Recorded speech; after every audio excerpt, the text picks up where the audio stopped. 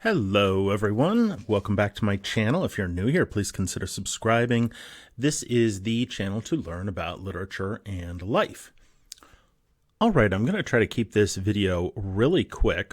This is just going to be a little analysis of a couple of paragraphs of the very last book that Kerouac ever wrote and published during his lifetime. The incident that he's describing right here is when he was a student at Columbia University, and of course he was a scholarship football player. So the incidents that he's describing took place in fall of 1940. Then he was writing this book in 1967. It was published the very next year in 68, and then he died in 1969. So it's the very last book that he wrote, which he, had the last say in the editing process. So this is going to be the main thing that I want to do here is take a look at what he describes. This is really kind of the central portion of this book because it's the most important incident. It's when he's playing football, he gets a leg injury, and then sort of unbeknownst to him, it leads him into that next, what I would say is more important phase of his life when he becomes a writer. So let's just take a little look at how he describes this. And again, so what he's describing, this is taking place in 1940 when he was a college student at Columbia University, and he's on a football scholarship. So he's talking about how he's taking a punt and they're playing St. Benedict. And I'll just read a little bit of this paragraph that I've got on the screen.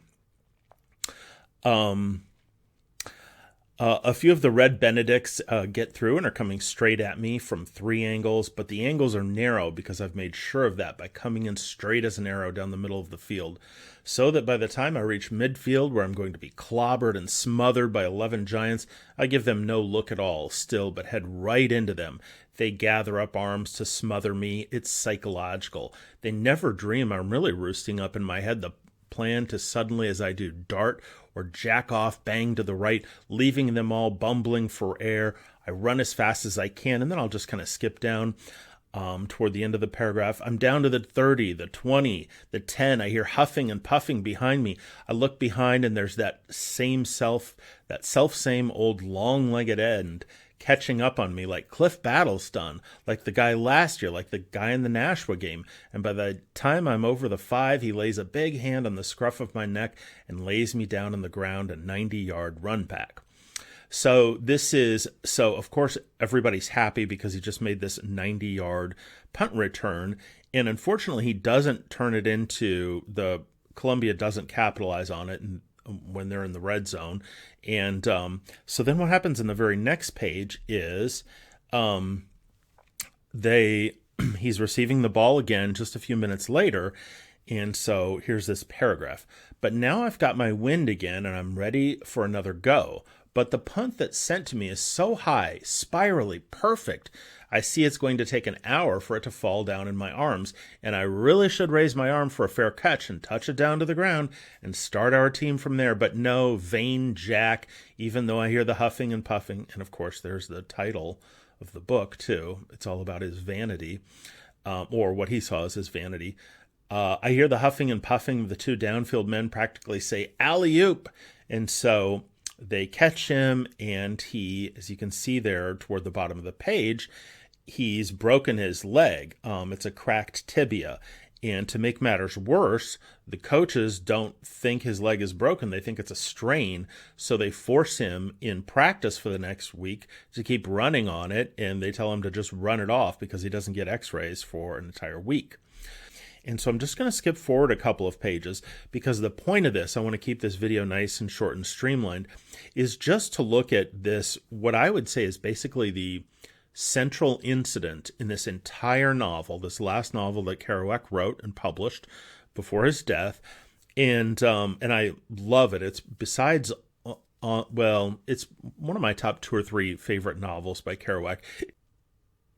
It's a little odd, just the tone of it, because like I said, he's writing it in 1967, and he's become kind of disillusioned in a lot of ways.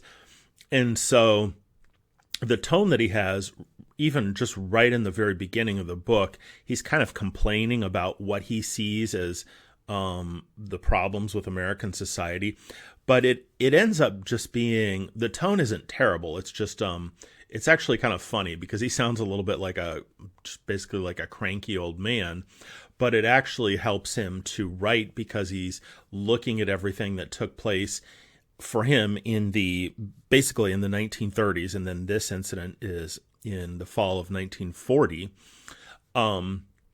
But it's looking at all those incidents from, this vantage point of 1967. So, okay, so at the top of the page, he's just written a poem, and then he's talking about how this thing, which was a tragedy, this football injury, then ends up, unbeknownst to him, ushering in this new phase of his life.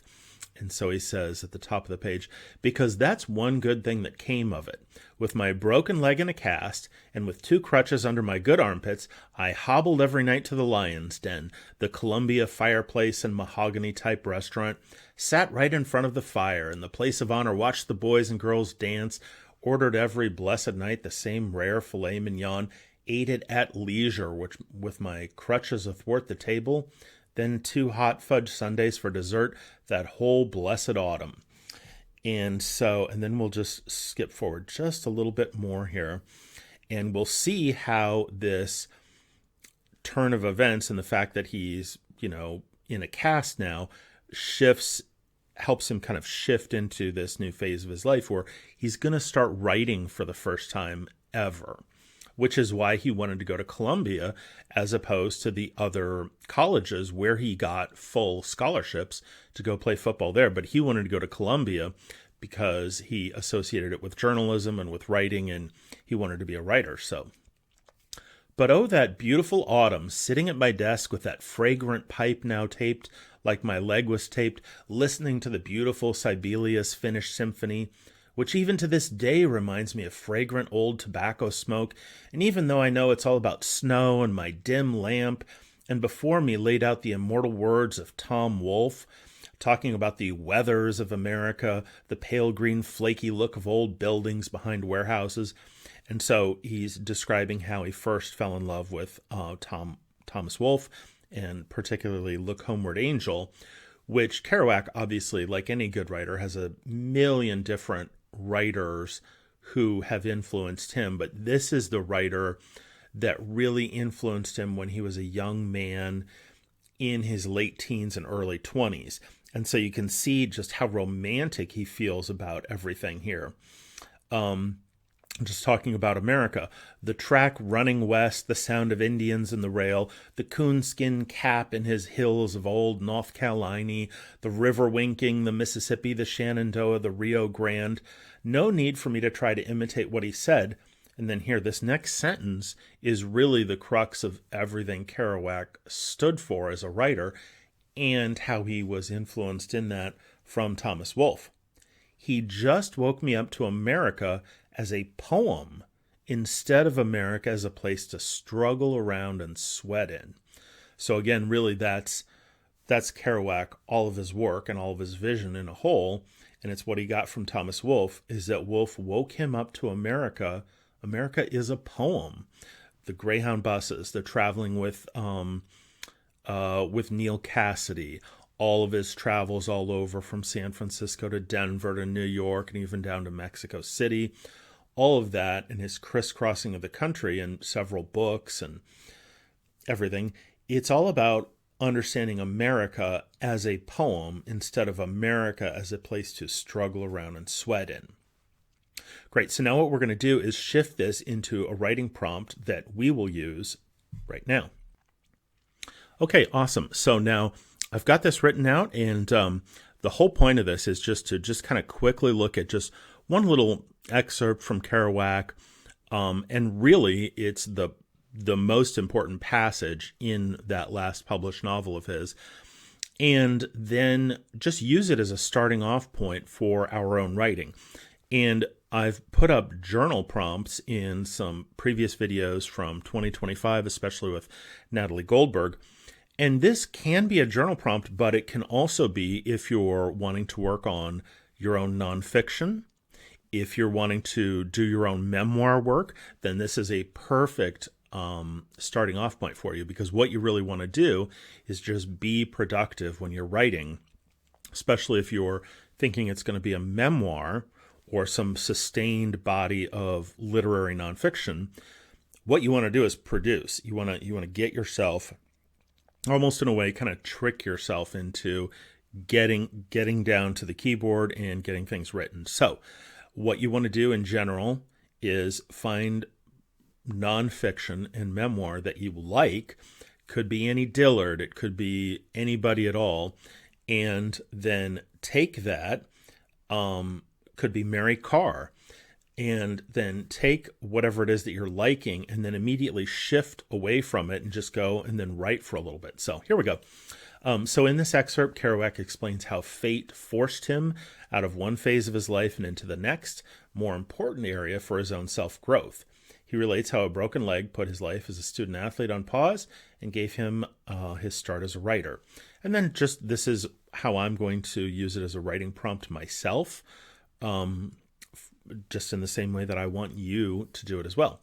I remember when I was an undergraduate at the University of Iowa and I'd worked a series of horrible jobs as a prep cook, which is often just being a glorified dishwasher in college bars and restaurants. I mostly hated the jobs and would quit with no explanation and move to another restaurant a few months later when my student loan money had run out. But finally, the very last one I had ended up helping me to jump out of the dishwasher prep cook role and into being a doorman and then later a bartender. And I would have never known it from the first day that I went into work as a prep cook / dishwasher. But then that restaurant experience and working there would literally change my life and helped give me a lot of self-discipline and helped me. I was already an English major, but it really helped me in a lot of ways that I couldn't see at the time. So that's what I'm going to use as a writing prompt, is just think, okay, what was something from your late teens or early 20s which was happening? It could be a specific incident like what happened to Kerouac, where he got his leg broken in a football game. Or it could be something like, for me, it was just this slew of horrible jobs that I was working in different restaurants in Iowa City until one of them turned out to really be life-changing for the better. So let's go to that last paragraph. We'll get to the writing prompt. What's important that Kerouac narrates in this short and beautiful excerpt is that it is normal and healthy to have what seem like brief tragedies in our personal lives, but that these things can often come as a way for fate or destiny to bring us something even more important.